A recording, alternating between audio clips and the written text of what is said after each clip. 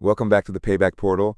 Today, we are serving a dish best served absolutely freezing cold. We are traveling back to the early 1990s, to the suburbs of Australia, where trust was a currency that could bankrupt you if you spent it on the wrong person. Our story begins with a woman who had a simple dream, my mother. She was the kind of woman who looked for the best in people, the kind of person who believed a handshake meant something more than just skin touching skin. She had spent years saving, scraping together every dollar she could find, because she wanted to buy a business. She wanted independence. She wanted something to leave behind for her family. She found a convenience store listed for sale. It seemed perfect. It was located on a decent street, the foot traffic looked promising, and the financials seemed solid on paper.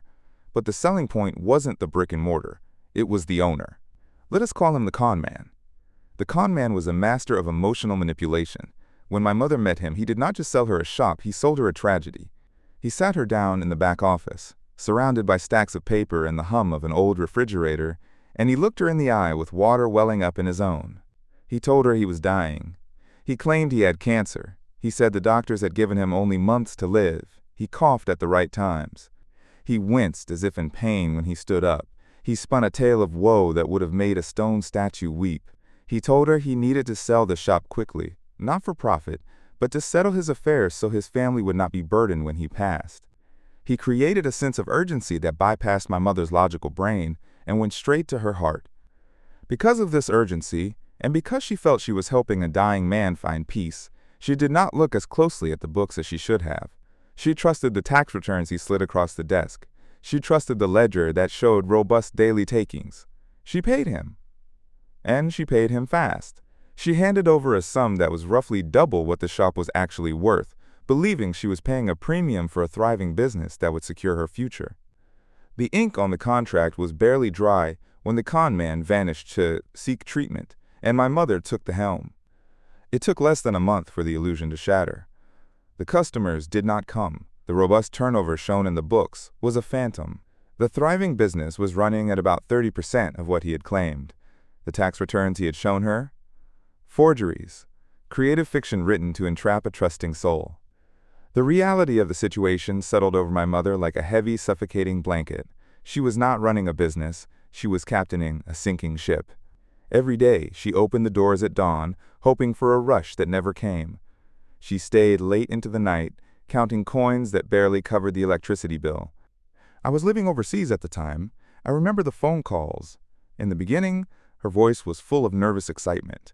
But as the months turned into a year, and then two, I could hear the life draining out of her. She sounded tired. She sounded defeated. She was working herself to the bone to keep a lie afloat, trying to recoup an investment that had been stolen from her the moment she signed that check. She struggled on for nearly 4 years of stress, 4 years of watching her savings evaporate, 4 years of realizing that the man who had sold her this burden was likely sipping cocktails somewhere, very much alive and very much cancer-free. Eventually, she had to pack it in. She sold the shop. She took a massive loss, a financial hit that wiped out years of her hard work. It was a devastating blow, not just to her bank account, but to her spirit. She felt foolish. She felt betrayed. She moved away from the area, trying to leave the shame and the bad memories behind her. But while my mother moved on, someone else stayed behind. Enter Bart. Bart is a mate of mine. We have known each other since we were both 4 years old. We grew up scrapping in the dirt, riding bikes, and getting into the kind of trouble that cements a friendship for life. He knew my mother well. To him, she wasn't just my mom. She was the woman who made us sandwiches, who patched up our scraped knees, who treated him like a second son.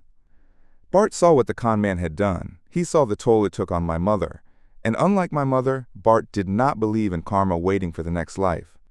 Bart believed in making karma happen right here, right now. Bart was still living in the town where it all went down. And as fate would have it, the con man was still there too. Surprise, surprise, the terminal cancer had miraculously gone into remission the moment the check cleared. The bastard was healthy, wealthy, and living comfortably in a nice house, bought and paid for with money he had swindled from people like my mother. Bart decided to play the long game. This was not about slashing tires or throwing a brick through a window. That is amateur hour. Bart wanted something more substantial. He wanted inside. Bart started to position himself in the con man's orbit. He fabricated a persona. he became the friendly, helpful younger guy. He started bumping into the con man. At the local pub, at the hardware store, around the neighborhood. He was charming. He was useful. He carefully constructed a relationship with the man who had ruined my mother, smiling in his face while plotting his downfall. It takes a special kind of discipline to shake the hand of a man you despise. It takes a chaotic sort of patience to drink a beer with a man you want to strangle. But Bart had that discipline. He cultivated this friendship for years. He became a fixture in the con man's life, the reliable guy you call when you need a hand. The con man, arrogant and narcissistic as most swindlers are, never suspected a thing.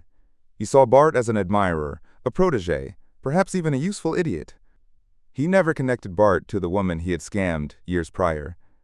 Why would he? To him, my mother was just a line item in his bank book, a victim long forgotten. Years passed. The con man's children grew up and moved out. The big house, the one he had renovated and furnished with his ill-gotten gains, felt too empty. He decided it was time to downsize. He wanted to sell the house, take his money, and move on to the next comfortable phase of his parasitic existence.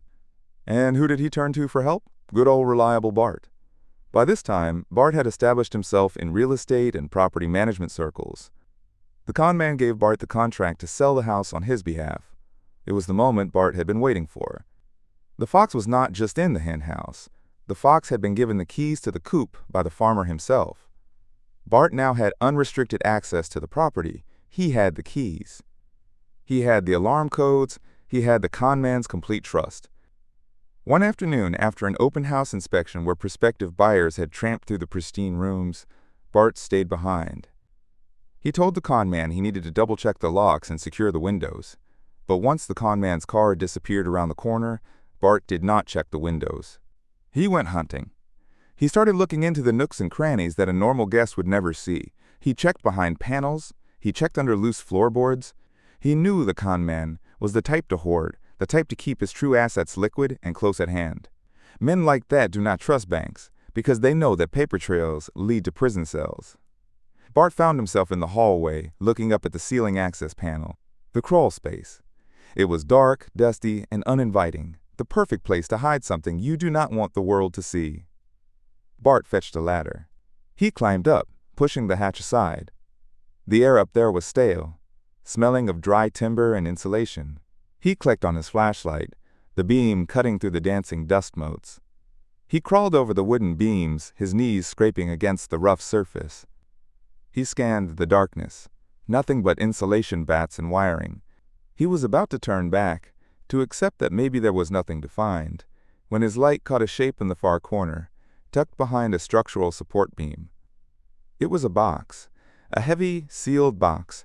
It looked out of place, deliberate. Bart crawled over to it. He tried to lift it, and his eyes went wide. It weighed a ton. It was unnaturally heavy for its size. His heart began to hammer against his ribs. This was it. This was the secret. He couldn't open it there. It was sealed tight. He needed to be smart. He carefully maneuvered the heavy box back to the hatch and lowered it down. He took it to the kitchen, grabbed a sharp knife, and performed surgery. He flipped the box over. He carefully cut the tape on the bottom flaps, slicing it so cleanly that it could be resealed without showing signs of tampering. He opened the flaps and looked inside. Gold.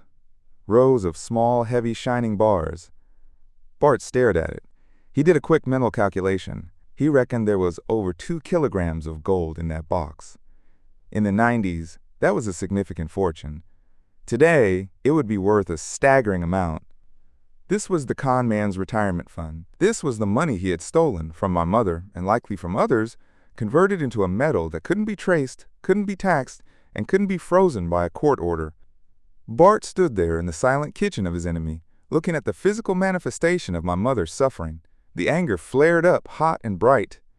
But Bart pushed it down. He didn't just want to steal it. He wanted to hurt the con man.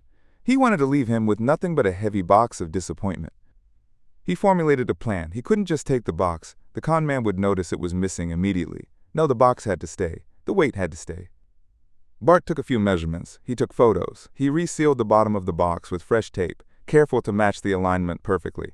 He put the box back in the crawl space, exactly where he had found it, ensuring the dust patterns weren't too disturbed. He left the house, locking the door behind him with a smile that could have cut glass. Over the next week, Bart got to work. He knew a bloke. Everyone has that one friend who is handy with odd jobs, and Bart knew a guy who made his own fishing sinkers. This guy worked with lead. He had molds, he had melting pots, and he didn't ask too many questions. Bart commissioned a set of lead bars. He gave the guy the specific dimensions. He needed them to mimic the size and shape of the gold bars he had seen. Lead is dense, heavy, just like gold. It is not a perfect match in weight. Gold is denser. But inside a cardboard box, tucked away in a ceiling, it would feel close enough to fool anyone who didn't put it on a scale. The fishing sinker guy delivered. Bart had a pile of dull, gray lead bars. Now came the switcheroo. Bart waited for the next opportunity. Another open house. Another chance to be alone in the property. The tension was higher this time. He wasn't just exploring, he was committing a heist. If the con man came back early, if a neighbor saw something, it was game over. Bart entered the house. He moved with purpose. Ladder up, hatch open. He crawled back into the darkness. He dragged the heavy box out again. He cut the bottom open. One by one he removed the gold bars. The cold metal felt good in his hands. It felt like justice. He began replacing them with the lead bars. Clunk, clunk, clunk. He filled the bottom of the box with the worthless gray metal. But Bart was clever. He was diabolically clever. He knew that if the con man ever opened the top of the box just to check, he would see the lead. So Bart left the top layer of gold in place. He arranged the real gold bars on top of the lead ones. If the con man opened the top flaps, he would see the shine of gold. He would see his treasure. He would close it back up, satisfied, never knowing that 90% of his hoard had been transmuted into fishing weights. Bart sealed the bottom of the box again. He taped it shut. He lifted it. It felt heavy. It felt right. He crawled back into the ceiling. He placed the box back in the corner, behind the beam. He brushed away his tracks in the dust. He climbed down, put the ladder away, and walked out of the house with nearly 2 kilograms of gold in his bag. The house sold a few weeks later. The con man was thrilled. He thanked Bart profusely for his hard work. He paid Bart his commission for the sale. He shook Bart's hand, that same slimy grip that had deceived my mother years ago. The con man moved out 3 months later. He took his furniture. He took his clothes. And, presumably, he climbed into the ceiling and retrieved his heavy box. I can only imagine the scene that must have played out later. Maybe it was months later, maybe years. Maybe he tried to sell the gold. Maybe he opened the box to gloat. I imagine the confusion. I imagine him digging past that first layer of gold, his hands trembling as he pulled out a dull, gray bar of lead. I imagine the scream of rage that must have echoed in his new home. But there was nothing he could do. He couldn't call the police. "Officer, someone stole my illegal, undeclared hoard of gold bars." That conversation would not end well for him.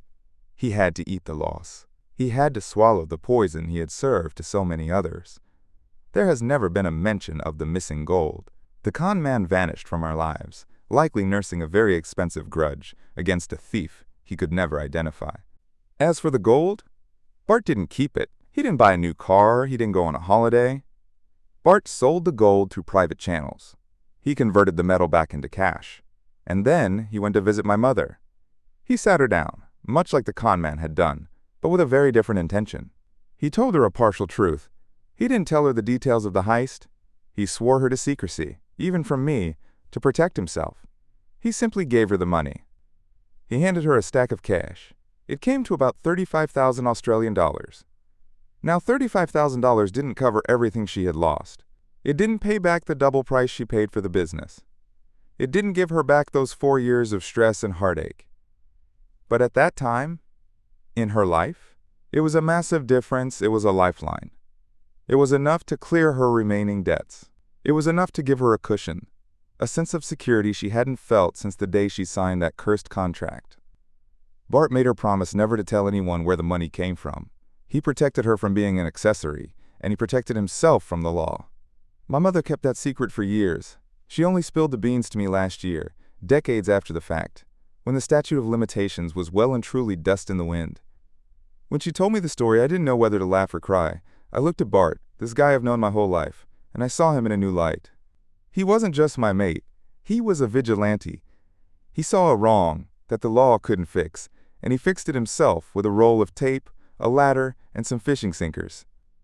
The con man got his money for the house, sure, but he lost his nest egg, he lost his safety net, and somewhere out there, I hope he thinks about that box every single day. I hope he wonders who did it. I hope he looks at every person he ever scammed and wonders, was it you? But he will never know. My mother is doing fine now. She is older, wiser, and thanks to Bart, she got a piece of her life back. As for the con man, he learned a valuable lesson. Even if he doesn't know who the teacher was, you can lie, you can cheat, and you can steal. But you never know when the person smiling at you from across the room is quietly, patiently, waiting to turn your gold into lead. This is the payback portal. Sometimes justice is blind, and sometimes justice is just a guy named Bart with a box cutter.